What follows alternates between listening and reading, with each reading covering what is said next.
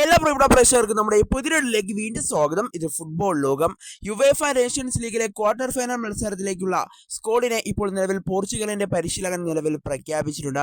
എന്നാൽ quarter final മത്സരത്തിൽ 2 മത്സരങ്ങളാണ് പോർച്ചുഗൽ നിലവിൽ കളിക്കേണ്ടത്. 2 മത്സരങ്ങളും ഡെൻമാർക്കിനെതിരെയാണ് പോർച്ചുഗൽ കളിക്കേണ്ടത്. എന്നാൽ പോർച്ചുഗലിന്റെ സ്ക്വാഡിനെ നിലവിൽ പോർച്ചുഗലിന്റെ പരിശീലകൻ നിലവിൽ പ്രഖ്യാപിച്ചിട്ടുണ്ട്.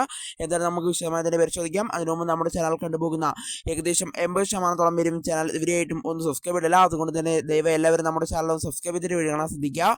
അപ്പോൾ നമുക്ക് ഇതിന്റെ വീഡിയോ തന്നെ കടക്കാം. എന്നാൽ യുവേഫ നേഷൻസ് ലീഗിലെ ക്വാർട്ടർ ഫൈനൽ മത്സരങ്ങൾക്കുള്ള പോർച്ചുഗലിന്റെ സ്ക്വാഡിനെ നിലവിൽ പ്രഖ്യാപിച്ചിട്ടുണ്ട്. ക്രിസ്ത്യാനോ റൊണാൾഡോ അടക്കമുള്ള സൂപ്പർ താരങ്ങൾ ഇപ്പോൾ സ്ക്വാഡിൽ ഉൾപ്പെട്ടതായിട്ടാണ് നമുക്ക് നിലവിൽ കാണാനായിട്ട് സാധിക്കുന്നത്. എന്നാലും പോർച്ചുഗലിന്റെ സൂപ്പർ താരങ്ങൾ ഇപ്പോൾ സ്ക്വാഡിലേക്ക് വന്നിട്ടുണ്ട് എന്നതും എടുത്തു പറയേണ്ട ഒരു കാര്യം തന്നെയാണ്.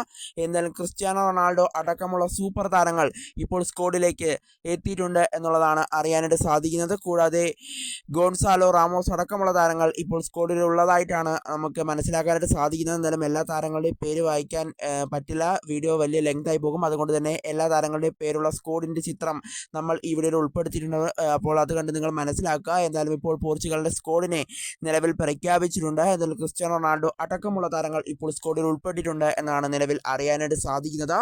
എന്തായാലും ഡെൻമാർക്കും അതുപോലെ തന്നെ പോർച്ചുഗലും തമ്മിലുള്ള മത്സരം നടക്കുന്നത്, ആദ്യ മത്സരം ഈ മാസം 21-ാം തീയതിയാണെന്നാണ് നമ്മളിപ്പോൾ നിലവിൽ മനസ്സിലാക്കുന്നത്. 21-നാണ് ആദ്യ മത്സരം. മാർച്ച് 21 രാവിലെ 1:15-നാണ് ആ മത്സരം വരുന്നത്. രണ്ടാം ക്വാർട്ടർ ഫൈനൽ മത്സരം വരുന്നത് ഡെൻമാർക്കായിട്ട് തന്നെയാണ്. അത് മാർച്ച് 24-ന് രാവിലെ 1:15-നാണ് ആ മത്സരം വരുന്നതെന്നാണ് നിലവിൽ മനസ്സിലാക്കാനായിട്ട് സാധിക്കുന്നത്. എന്തായാലും ഇങ്ങനെയാണ് ഇപ്പോൾ പോർച്ചുഗലിന്റെ മത്സരക്രമം നിലവിൽ വന്നിരിക്കുന്നത്.